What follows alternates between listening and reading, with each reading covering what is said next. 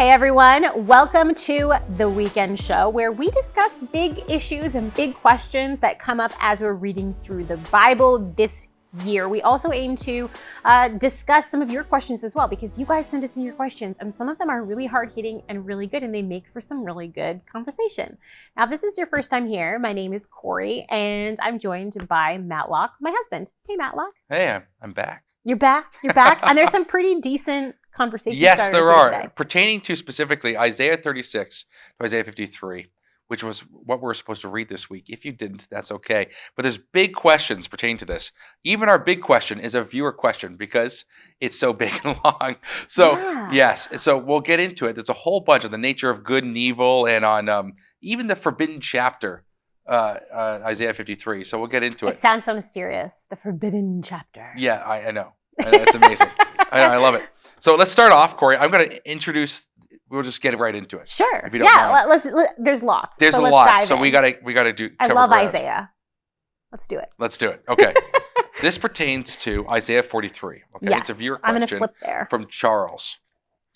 Isaiah 43, verse 10 says, "Ye are my witnesses, saith the Lord, and my servant whom I have chosen, that ye may know and believe me, and understand that I am he. Before me there was no God formed, neither shall there be after me." That last line, neither shall there be after me. Does that mean God has an end? No. All right. I said but I mean no. I was like, wait, I said No. I was like agreeing with yes. That's it's curious. Let's take a look at that. All right. So this is a saying that God is using to basically say, no, there are no other gods on par with me. And he says this several times in Isaiah in different ways. So what I understand, the neither shall there be after me, I understand that to mean after my hypothetical formation, not after my untimely demise or timely demise, right? So, because the Bible, even in Isaiah, speaks about the eternal nature of God, the never-ending nature of God. So, before me, no God was formed. So, there is no God before God because he is eternal. And that nor will there be one after me. After my what? After my formation, right? So, this is using human terms of before and after to give us an insight into God's nature, which of course is a little bit derived because God is eternal. So he has no beginning or end. But hypothetically, if he had a beginning, no God was formed before his formation and no God was formed after his formation. I think too, just in human terms, because we have a beginning and end, how do you describe something that's eternal? So you'll often see God as the Alpha, the Omega, the beginning and the end. So he's not saying, you know, when you say Alpha and Omega and beginning and end, he's not saying birth and death. I have a birth point and a death point. Yeah. Right. So but you're using these two things. I am the beginning and the end. In other words, being both of these things makes you beyond those things. Sure. And I mean, we even use similar language when we love talking about the unique individuality of every human now that we've kind of looked at DNA and how crazy it is, right? And how complicated it is. So my parents can say to me, Corie, there was never a Corie before you were born, not like you. And there's never going to be a Corie exactly like you after you're born, right? In the same way that we can say that. We even use it of ourselves. So how much more than of God? But God is saying, look, there's no being that's on par with who I am, neither before nor after, even if that was possible. Yes. Which we know through the rest of the teaching of Scripture, it's not possible. It's not possible, no. There is no beginning or end. There is no, that's exactly right. Now, while we have a beginning, right, and through Christ don't have an end through eternal life. Right. I don't think the concepts of, a beginning and end, if you say that I'm the beginning and the end, means that I have a beginning and an end. Because we all do. It's kind of like, if that's what he was saying, like, why even say that? It's like, of course we have a beginning and end, right? Yes. Right, but he's saying, I am the beginning and the end. In other words, like, he's above it. So I think that's... And, Yeah. and it, like, we see God using this kind of language and using human terms to help us understand these concepts over and over. Yeah. And he's saying the same thing over and over. Like, as you keep Yes. going, I am the Lord. Apart from me, there is no savior. If you bump down from verse 13, yes, and from ancient days I am he. No one can deliver out of my hand. When I act, who can reverse it? Does that mean that God is just from ancient days? No, he's saying even when you look as far back as you can, it was me who did these things. It was me who saved. It was me who created, revealed, saved, and proclaimed is specifically what he's speaking about in that context. So we see human language being used about God and human understanding being used about God because it's a human book, right?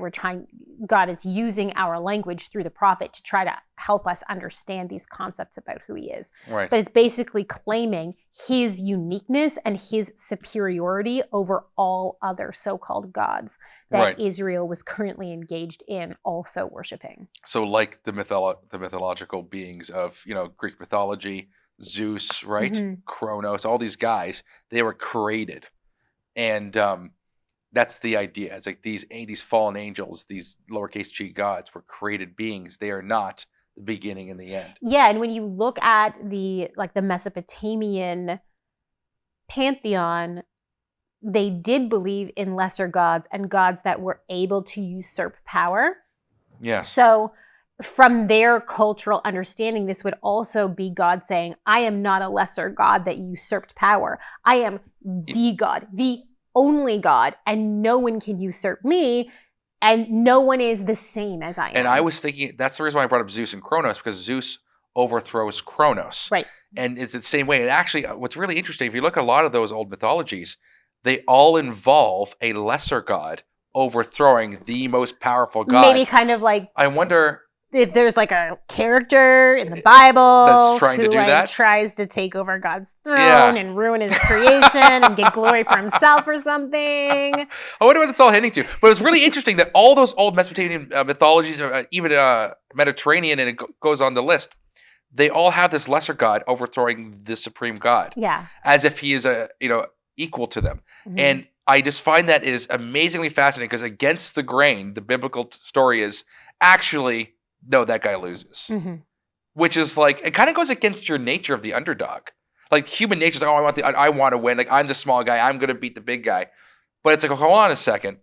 That's going completely against human nature. Anyways, we're getting off topic. Well, in the mythology, he sort of does for a long time, but like Baal is a usurper. Yeah, exactly. Yeah. There's a lot there. I know. So it's really interesting. Yeah, how the demonic forces work their way into other religions. It's interesting. Very. But okay, let's move on. Yes. Because I think we've beaten that down. Yes. All right. This one is for you, Matlock. Sure.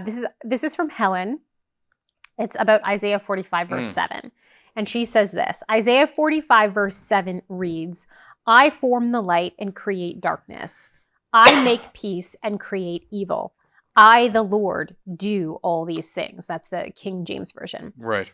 Isaiah seems to be clearly saying that God created evil. Is that the case? And what is the purpose of God creating evil? Okay. This is a big question. This is basically the big question, but it's not the big question, believe it or not. I thought about this being the big question because it's actually such a big question. Yeah, we're going to go to it right now. Verse 7. So apart from this is actually God speaking to Cyrus, right? And here, what you have is God's speaking through Isaiah to speak to Cyrus about how powerful God is. As we were just talking about who God is, how powerful he is. It's like, despite your gods, like I'm bigger basically, and I knew you were coming, and he calls him by name. Now in this, so that's the reason why he says, I formed the light and created the darkness. Now in this, a couple things to keep in mind. One, the word evil that's used here is ra. Now there's a rolling R there. I'm not going to pronounce it. I'm not a Hebrew. I'm not going to pronounce it. I don't speak Hebrew. It's just ra. And that word ra can also mean calamity. So when it says, I make peace and I create evil, he's saying, I make peace and I make calamity. Yeah, chaos, disaster. Right. And when you check other English translations, they pick up on that parallelism because it's light and darkness, peace, and evil is not the natural opposite to peace. It's destruction. That's right. It's warfare. That word. Peace and war. Yes, exactly. Now that word can be used for moral evils. Yep. Right? and as much as it can be used for natural evils. But we see this with Sodom and Gomorrah. When God judges Sodom and Gomorrah, he has burning sulfur and brimstone. In other words, he's using a natural, what we would call a natural evil, but he's using a natural disaster to destroy these people. And we talked about last time about Pompeii. So it's like you have these things where it happens, judgment happens in this way. So God's saying, I can give you peace or I can judge you, basically, in that way. Especially in this context, because he's speaking to Cyrus of Persia, who is the Cyrus the Great of history, who did what? He brought disaster, warfare specifically. He brought warfare and not only managed to take over the Neo-Babylonian Empire, but then empire expand. And bring warfare and judgment to places that had peace.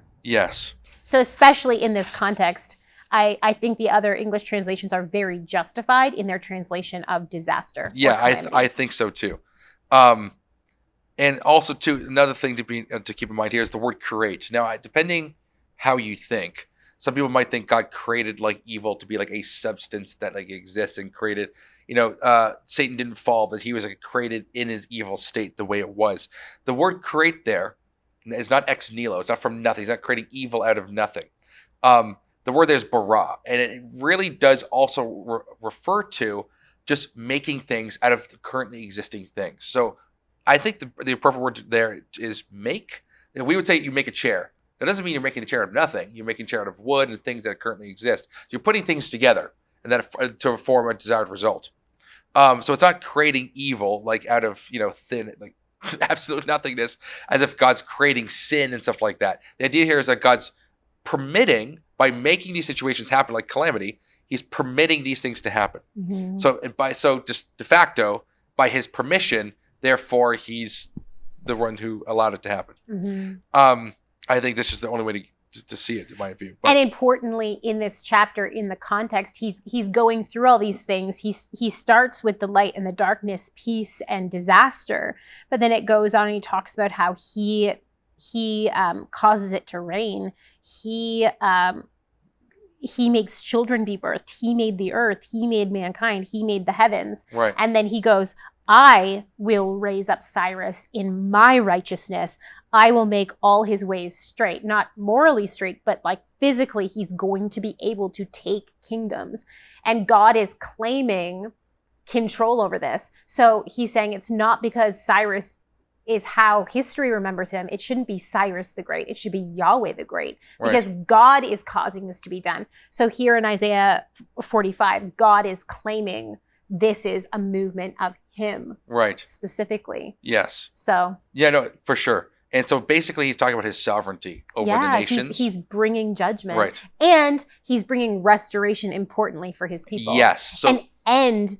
Through judgment for other nations, he's bringing an end to the judgment of his people. Yes. So what's important here to also, not just sovereignty over nations, but he's also talking about sovereignty over cosmos. So because he does say light and darkness, right? I made the light and the darkness. I made peace and disaster. So when you think about that, okay, so that light and darkness contrast is used throughout Scripture to represent good and evil. It always has that connotation. And those are the great moral dichotomies that exist in the world. So with that in mind, it's like, well, by naturally creating light, you effectively create darkness by those, right, who don't want the light. And Jesus talks about this in John 3. I've come to bear witness about the light, and those who are of darkness didn't want the light. They wanted, basically, they didn't want to reveal their deeds. They liked their evil deeds so much that they didn't want to join the light. So it's kind of like, it has nothing to do necessarily with, he's made light, it created darkness and evil in and of itself, but it doesn't necessarily negate free will, is what I'm saying. So I just want to make that clear. Now, with that, there's a bigger part to this question. What is the purpose of God, permitting evil? And I think that gets into even the big question a little bit. But I think, so you don't want to go too far into it. Don't want to go too far into it. But I think there is a purpose for it. I think in the short term sense of things, as I said before, God created us with free will, right? And I think he had morals, and he is loving, and he wants us to love back, and he didn't want us to be, everyone always talks about this, doesn't really want robots, right?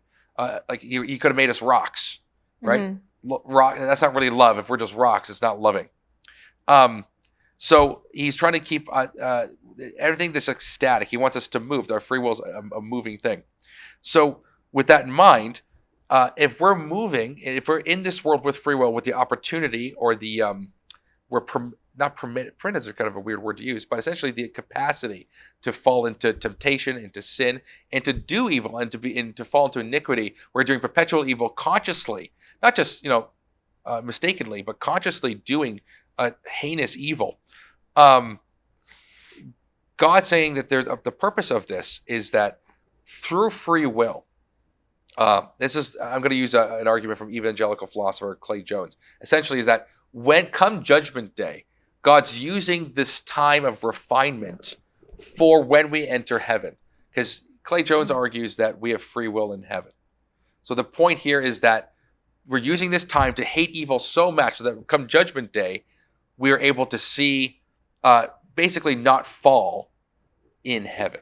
Because we will not want to, having been through the heinous evil that we see upon us. So basically this is like a trial period, so to speak, that we're moving through these times of suffering and of pain and of evils forced upon us, and also evils we might do to others, to teach us something for the new creation.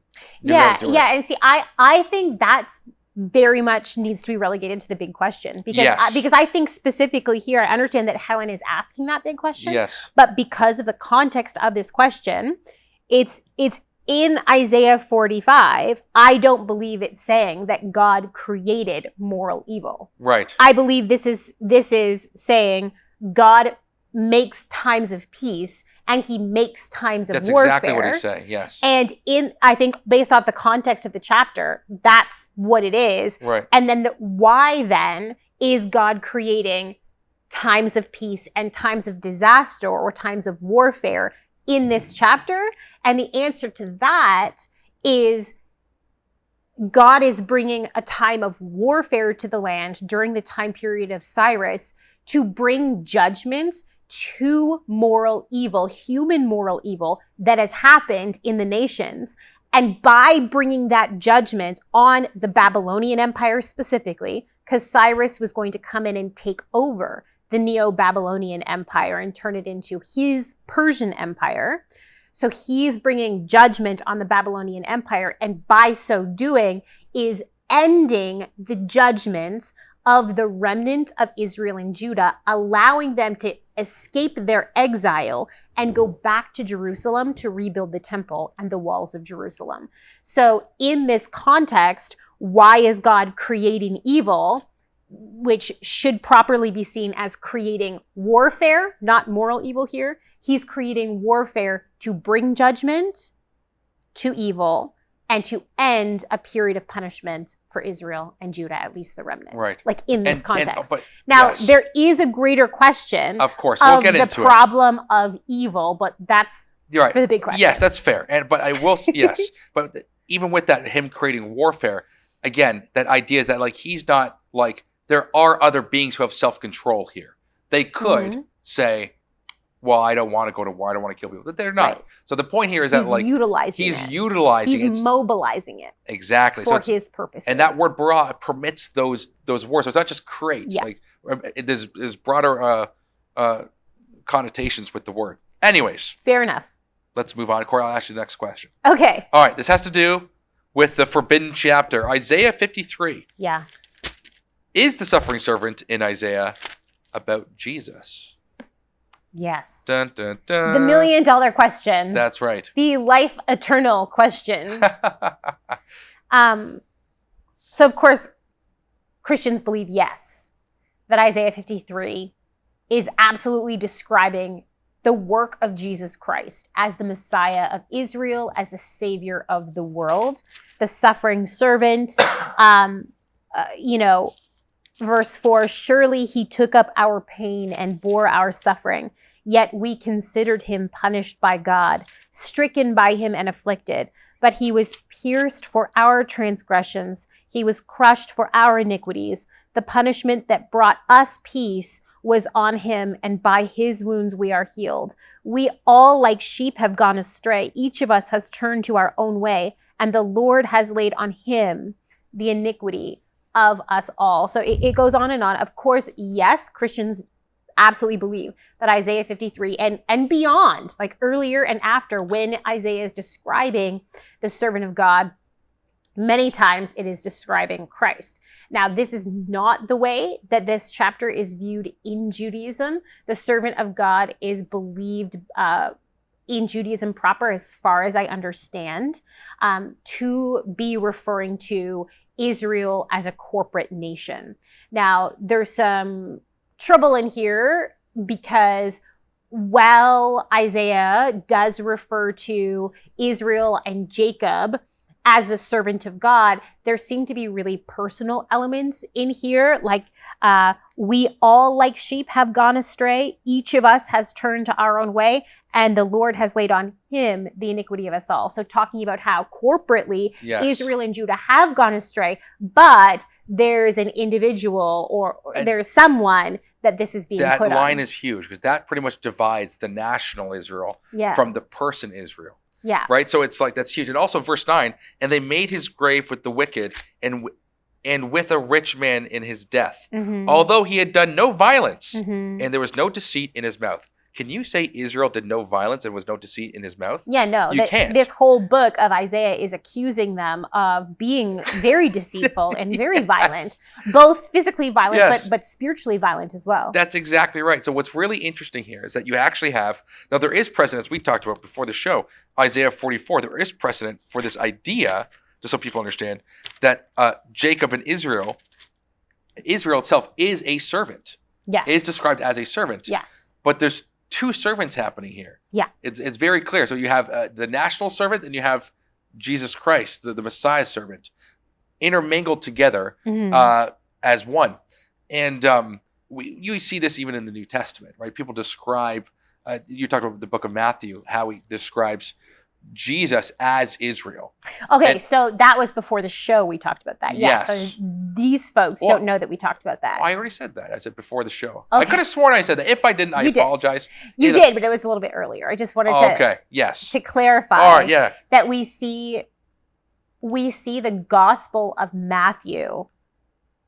The author of Matthew very clearly is portraying Jesus as the embodiment, the fulfillment of the nation of Israel. So that's why Matthew records, for example, Christ as a young child having to go to Egypt and then being brought out of Egypt. He's showing how Christ embodied the historical life of Israel as well as being Israel's savior. So in Christ, we have this complete fulfillment of the suffering servant of Isaiah. So not only is Christ representative of Israel as a whole, he is a part of Israel and representative of Israel as a whole, but he is also the suffering servant, that individual on whom the sin of Israel rests and is atoned for. And what's really important about this is that you even see this not just in Matthew, but in the Old Testament,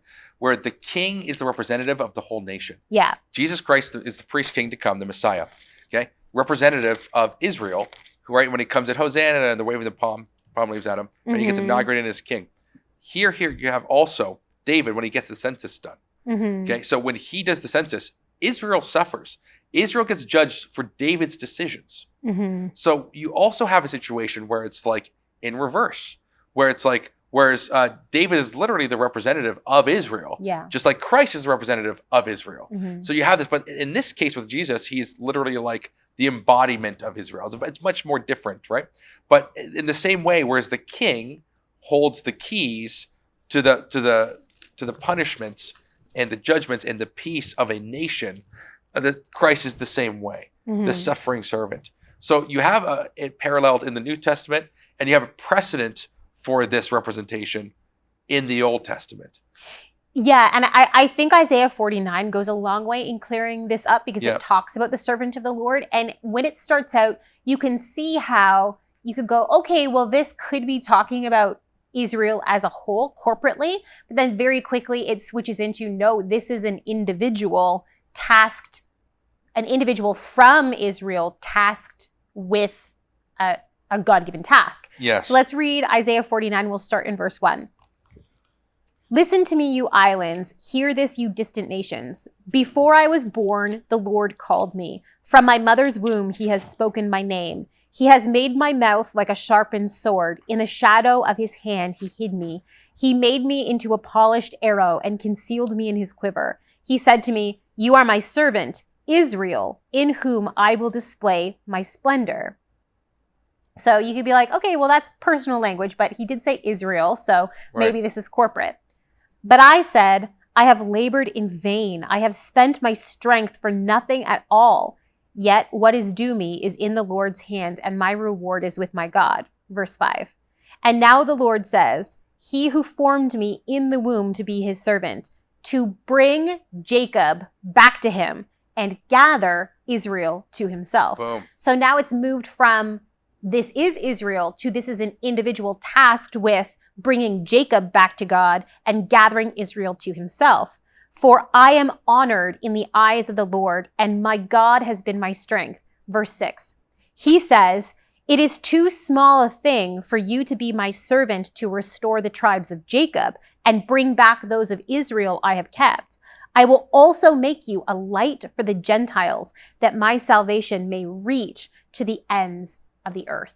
So we see it move from corporate, the servant is corporate Israel, corporate Jacob, then down to a specific person who is tasked with bringing back the remnant of Israel and Judah and also being salvation for the Gentiles. Yes. So this is what Christ claims to be, and this is why the Gospel of Matthew portrays Jesus as the embodiment of Israel, but also the specific servant of God who is tasked with calling back the remnant of Israel and Judah and also the Gentiles. Yes. Yeah, I think that the reason why, I don't know if anyone knows this, maybe you don't know, the reason why it's called the forbidden chapter in Judaism is because Isaiah 53 sounds an awfully lot like Jesus. Mm-hmm. So if you have not read that this week, I recommend that you do. It was written 700 years before Christ was born, and it is awfully, I shouldn't even say awfully, it's just wonderfully powerful. And it's so pinpoint that when you read it, it's like reading a micro gospel of the crucifixion account. So I encourage you to do so. But Corie, I think that actually does a good job of summarizing Isaiah 53 and its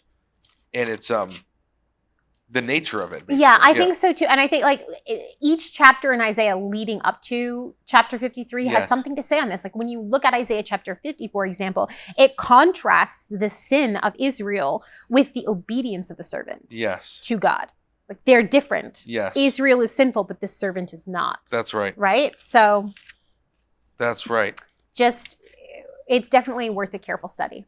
Very cool. Yeah. Okay. Shall we move on to the big question? Let's do it. The long question, we'll call it today. It is big. It is long. It is a question. All right. Do you want me to read it this time? Sure. All right. Today's big question is a viewer question. It is. It is. So let's do this. Let's read it. All right. I have some questions that I've been asking fellow churchgoers that I've yet to receive an answer I feel comfortable with. Now, I understand that these questions only have answers that cannot be proven with fact, but I will take a strongly guided opinion if I can find one.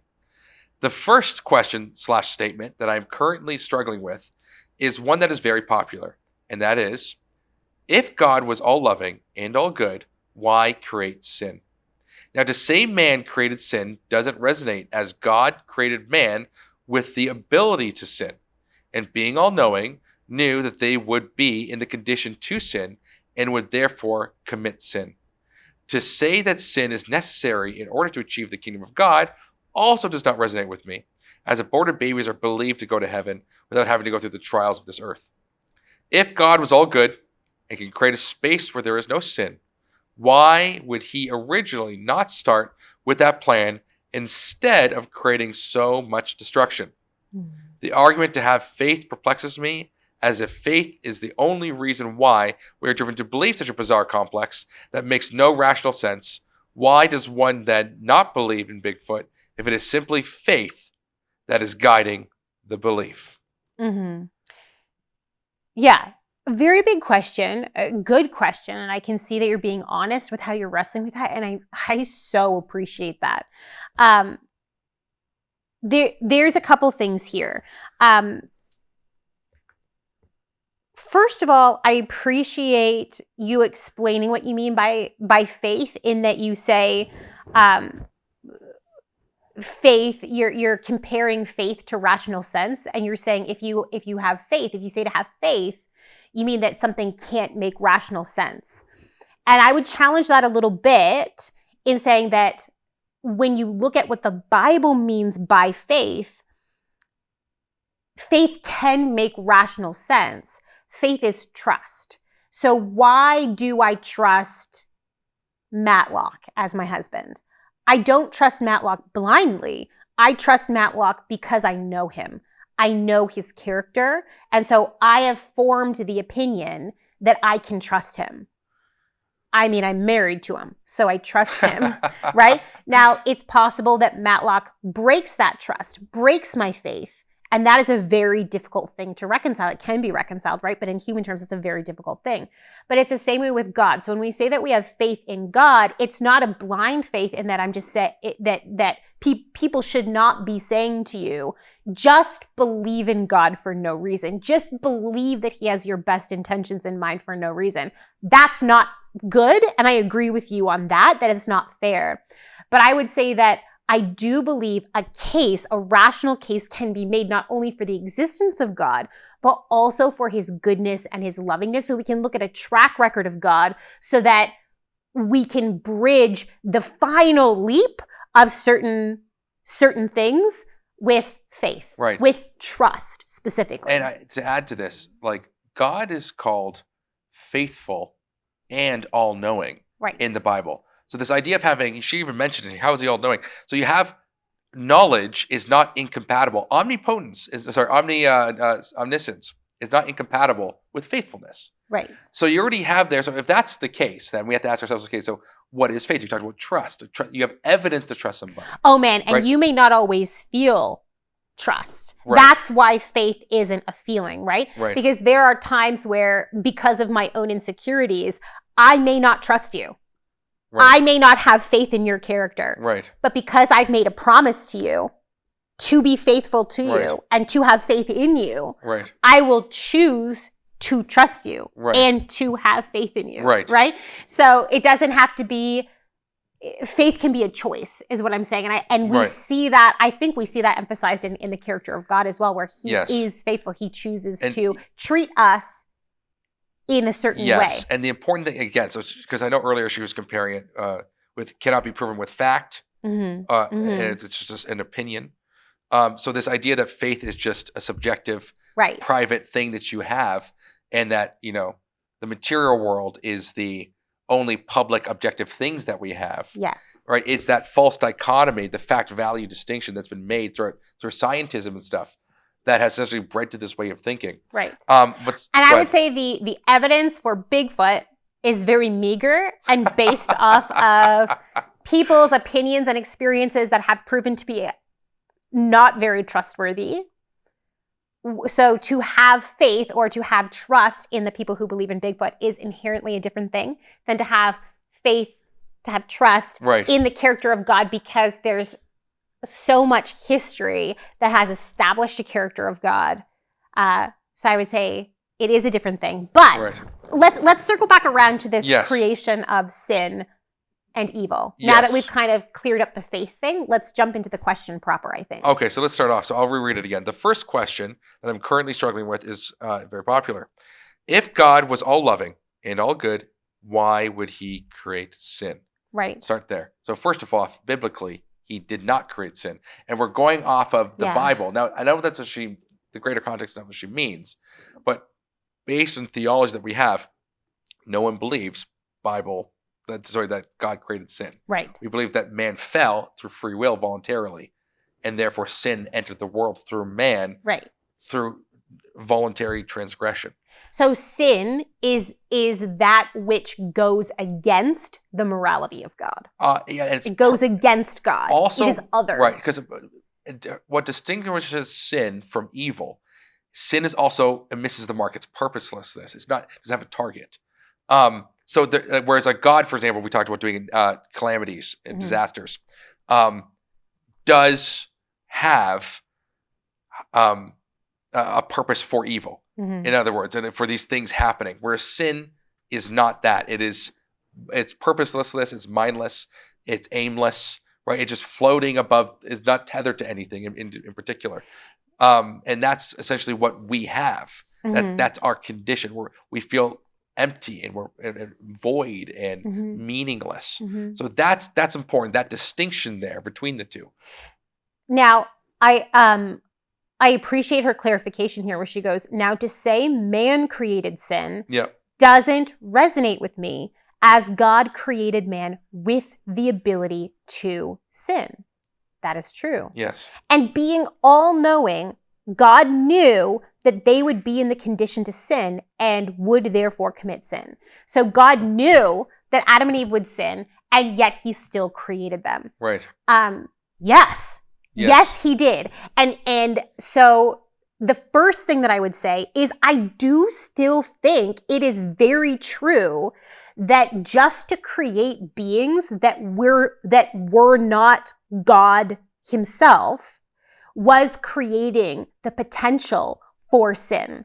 Yes. Because sin is that which is other than God, that goes against God's will, that goes against God's morality.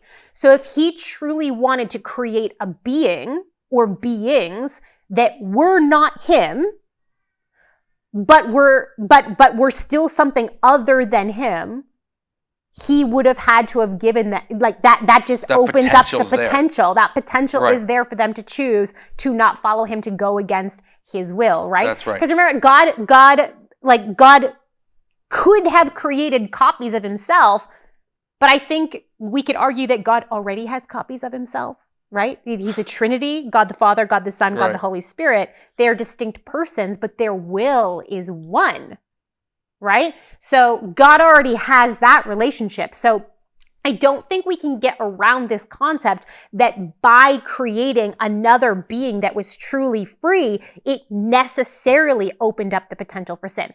Now, you are absolutely right in saying that God, theologically, what we believe, what the Bible seems to teach, is that God knew that this was going to happen. Yes. He knew that sin was a thing. Yeah.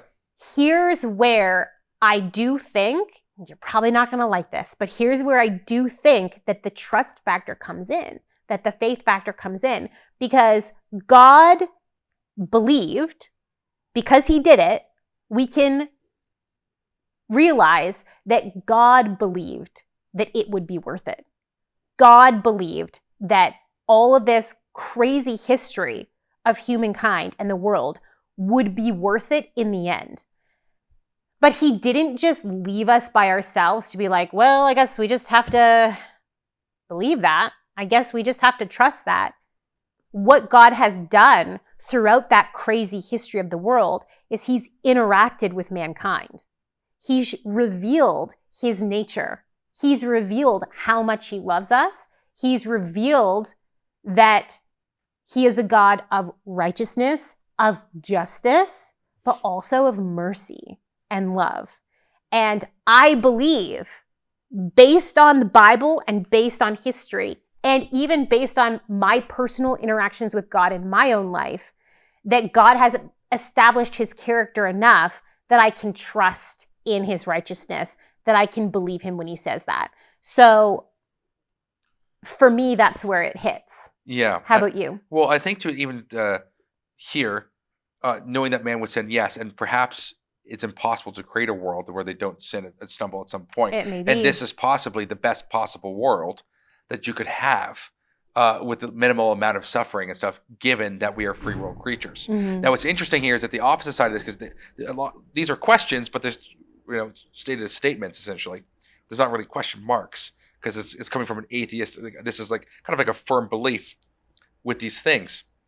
But the moral basis to say, and I don't think there's logical compatibility with saying because God is immoral, therefore he doesn't exist. Mm-hmm. I don't think those logically hold. Having said that, I don't think that there's a moral basis in atheism to say that, okay, supposing, because the rationale of this argument is, okay, well, God, I don't need to believe in God because he's evil, it doesn't matter. But supposing there's no God, okay, so is there good and evil now? So what we're saying is we're charging God with making evil, but then we're saying, so I don't believe in you. But now we're saying, okay, so then what is evil and what is good? Well, there's no point to it. What ends up happening is, in atheism, typically the common trend is that morality gets disbanded, like it's not that important. And it's just not really true. Like there's more reasons above morals, and morals, there's not really good and evil. As we saw Dawkins and P.Z. Myers, you can do whatever you want, basically. Because there is no good and evil. There is no higher justice and judgment at the end of the day. You're all just material,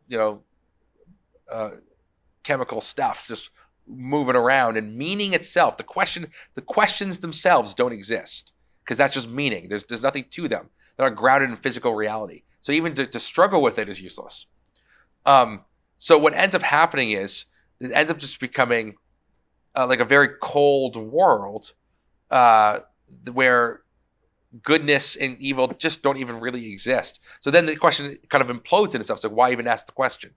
Well, I don't see even, do you see what I'm saying here? I don't see the basis to feel like, well, I feel like this is wrong. Well, that's just a moral, like you said here, it cannot be proven fact, just a guided opinion. It's just a moral opinion. Well, if we're all just have moral opinions, then, the Nazis have a moral opinion. Which opinion is stronger? So the issue really, I think, like conflates in itself. It's when there's no basis to say, I don't want to believe in God because there's sin in the world. Mm-hmm. I just don't think that those two logically, because God could have morally sufficient reasons to permit evil and suffering that are beyond our understanding, because that's what God is. Yeah. And also for our own good, which people often don't think about. I wanna bring up one more thing, but then I'd really like to segue into a personal experience. Yes. To kind of take this question from a different angle. Yeah. But the one thing that I want to say first is that also keep in mind that God has limited every single human being's experience of evil and of sin. So when Adam and Eve fell and introduced evil into the world, when they introduced sin into the world, God kicked them out of the Garden of Eden and put an angel to guard the path to the Garden of Eden so that they would not have access to the tree of life and so live forever. With evil. This wasn't God being mean. Yeah. This was God having mercy on Adam and Eve so that they wouldn't have to live forever experiencing evil and sin. So our human experience today, what's the most we can live? Like 100 and a couple decades? That is an extremely limited time frame where we will experience evil and suffering. And I know there are people who experience much more evil and suffering than I have, or probably ever will, but God has limited it.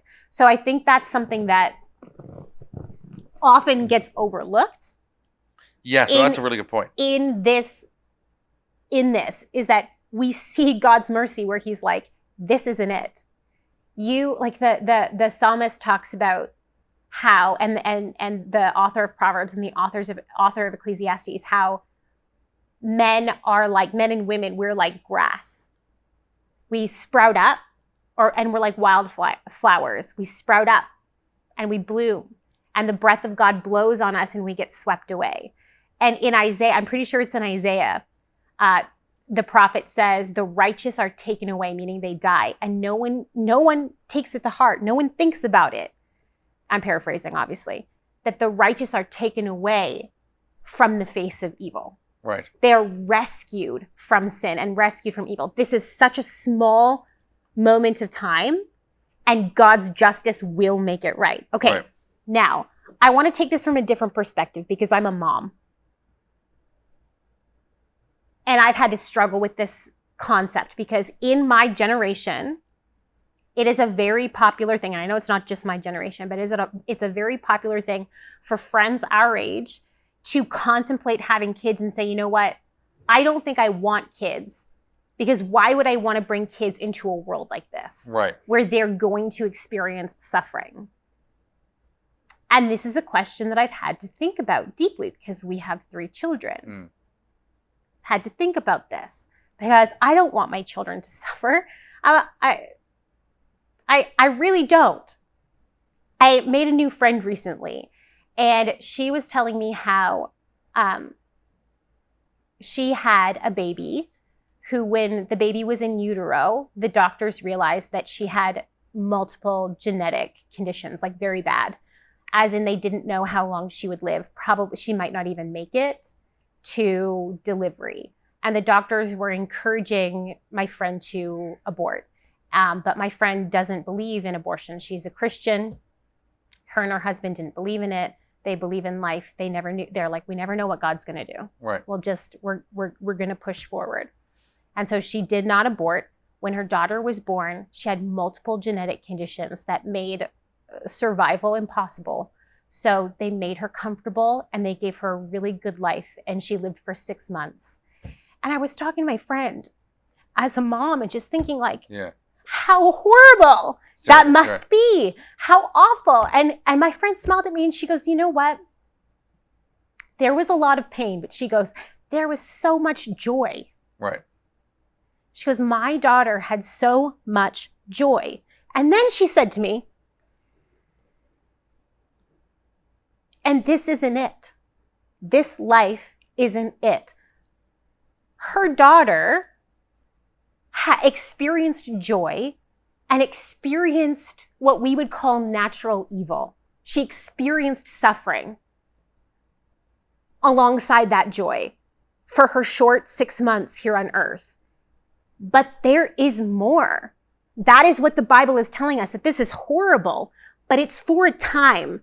You will experience great joy and you will experience suffering in life, but there is something else. And God has deemed that something else is worth it. Yes. And you think about, sad to this, because you think about in the world, the third world countries that suffer the most, these questions don't come up. This is not the question that concerns them. They're the ones who are suffering the most. Mm-hmm. In a world in our first world, that suffers the least. Mm-hmm. We can have even access to, we can live a long life, eat as much food as we want, have a fridge that we can put food in, everything. Suffer the least amount as possible on this earth. This is the question that bothers us the most. How ironic is that? Very.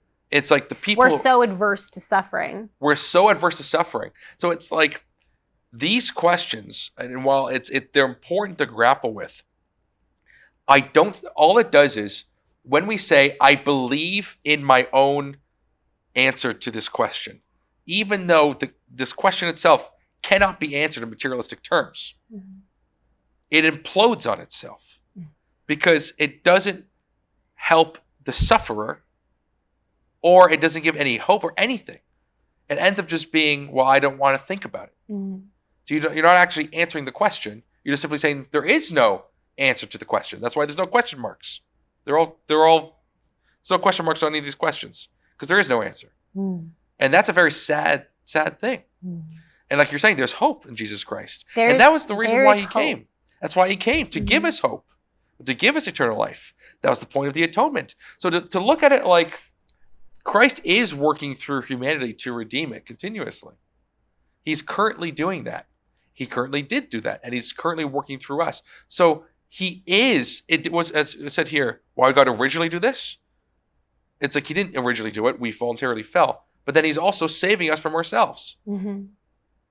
So I think it's an unfortunate thing to allow our opinion to determine whether something's true or false.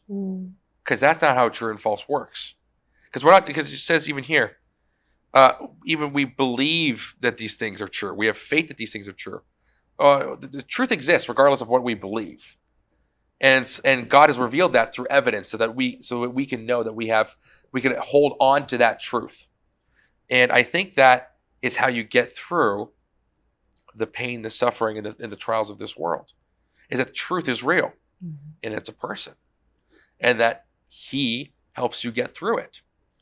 And I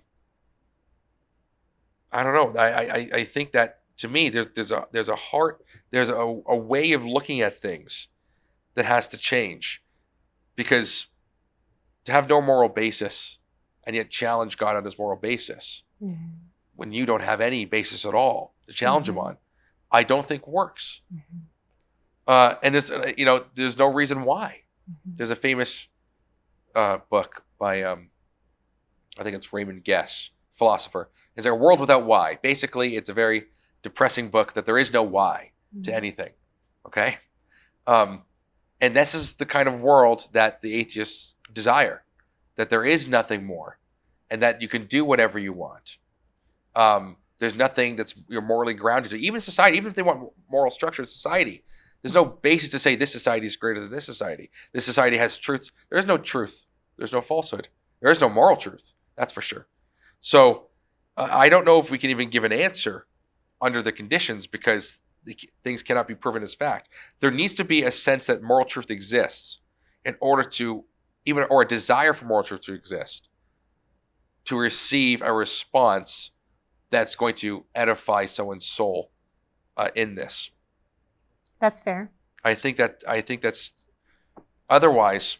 I think that the basis of it won't be helpful. A strongly guided opinion won't be helpful, because how do you gauge that I have a strong opinion? Based on my emotional tone? How do we know that my opinion is stronger than someone else's opinion? Well, you're just the one gauging it all, so therefore you become the arbiter of truth. You become the arbiter of moral truth. And if you're the arbiter of moral truth, well, guess what? So were the Nazis. So were the commies. They killed so many. Like, just go down the list of history. Whoever is the arbiter of moral truth is saying that they're the judge of life and death. So I find it I find it's the overall worldview that it approaches it. Now, I believe these questions are good. I don't want to undermine that. Yeah, I think these are very, and she's very honest and sincere, and you can tell she's grappling with it. But there's a way of looking at things that needs to be understood. That it's not just a matter of, hey, here's an answer, because you got to wrestle with this stuff. Yes, and wrestling is a good thing. Wrestling is encouraged. I agree, and I think it's really interesting that the default disposition is, well, if I'm an agnostic, I'm going to act like an atheist. If you're actually agnostic about it and you don't know, why not try to understand the different views, or not try to disrespect any views? So what ends up happening is you go down to the natural. When you're agnostic, you go down to your natural tendencies, which is pretty much virtually an atheist, but you're willing to listen to the other side. I know this is an emotional argument. Yeah. What I'm about to say, it's not even really an argument. But what I'm going to say is, either way, we have to live with sin, and we have to live with evil. Yes. And the way that rejects that there is a God is just like, well, this is the way that it is, and then you die. Good luck. Yes. Very depressing. This way, that I believe has evidence for it, is, yes, we experience sin. Yes, we experience evil and suffering. But God has said that it will be worth it. It'll be worth it. And it will be gone. He's deemed that he's limited the amount that we can experience. And then there's more after. This life is not all there is. And as a person who has experienced loss, as a mother who has experienced loss, that is so unbelievably helpful for me, that I do not believe that this is just the way it is and then I die and then it's over. Right. There is hope for me. There is hope for the future. There is hope without suffering and pain. God's deemed that it's worth it. He's going to be, he is with me as I go through it. And there's a track record. I'm not just believing in him like someone told me that Bigfoot exists. I'm believing in him because I've seen a track record proven through history. I believe there's enough evidence for me that this is a rational belief. And then the experiences that I've had with God in my own life are enough for me to say, no, when I'm going through suffering, I'm going to choose to trust. I'm going to choose to have faith in God and stay faithful to him, because this isn't all that there is. Yes. So yeah, It's a really good question. It's a really big question. Lots of things to wrestle with, which is good. It is good. I know we have to wrap up, so I will say this is basically a two-part question.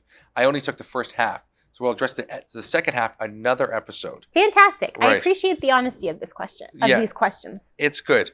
I will say the one thing that we did not directly tackle yet, I have it highlighted here just before we go, and we got to do this quick, is this one part here, and then we got to go. To say that sin is necessary in order to achieve the kingdom of God also does not resonate with me, as aborted babies are believed to go to heaven without going to the trials of this earth. If God was all good and can create space with no sin, why not originally start with the plan instead of creating so much destruction? So first off, I don't think he originally started with it. It's the whole idea. And I don't think that God needs free will. God necessarily, if it creates an agent that's loving, it has free will. Just by nature, it has to have it. I think what she means. I think what she means by this. Yes. I think what she means by this is I don't think sin is necessary to show us how evil things are without God. Yes, I agree with you. Okay. For sure. Yes. So I don't think sin is necessary. We're not saying sin is necessary, but sin will happen. I think it's the idea. It's not that God needs sin to happen. To teach us. To teach us. It's that, well, because we're free will beings who are not omniscient, not a God, you're saying copies of God, this just will happen. So as I said before, there's no evidence to say that this isn't the best possible world with the least amount of suffering. Mm-hmm. And God is using it once again for our good and his glory. So the whole point behind this is that God actually has a plan and a purpose. Mm-hmm. And eternal life doesn't begin when you die, it begins immediately upon accepting Christ as your Lord and Savior, which is continuously throughout time. So I think the dichotomy, though, to be clear here, is good. Okay. Sorry. Sorry.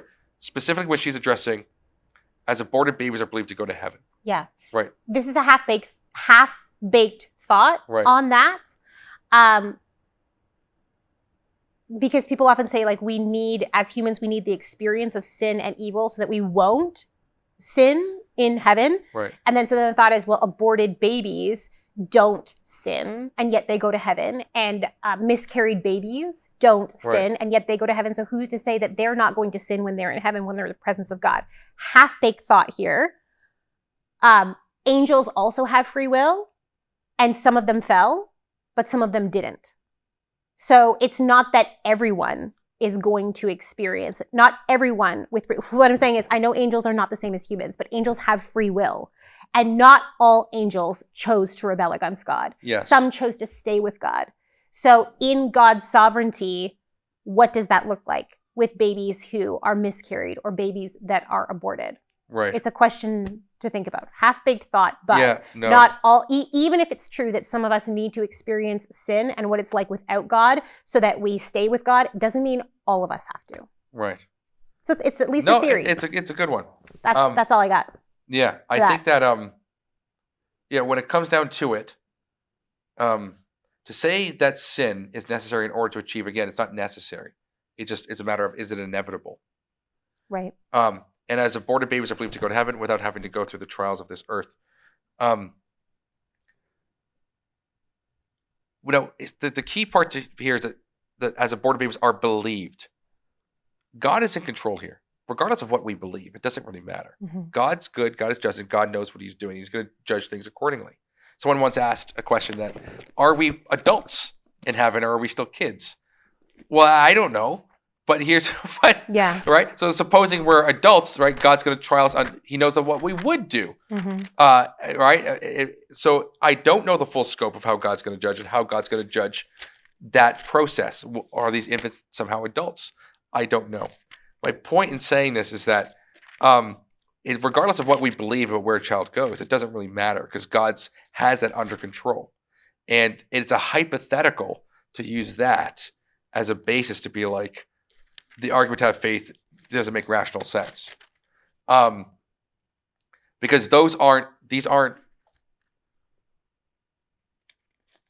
doesn't make sense to say that I feel this way, therefore this is the way it is. Right. I don't think it's logically incompatible to have suffering and God doing it because you have morally sufficient reasons for doing so.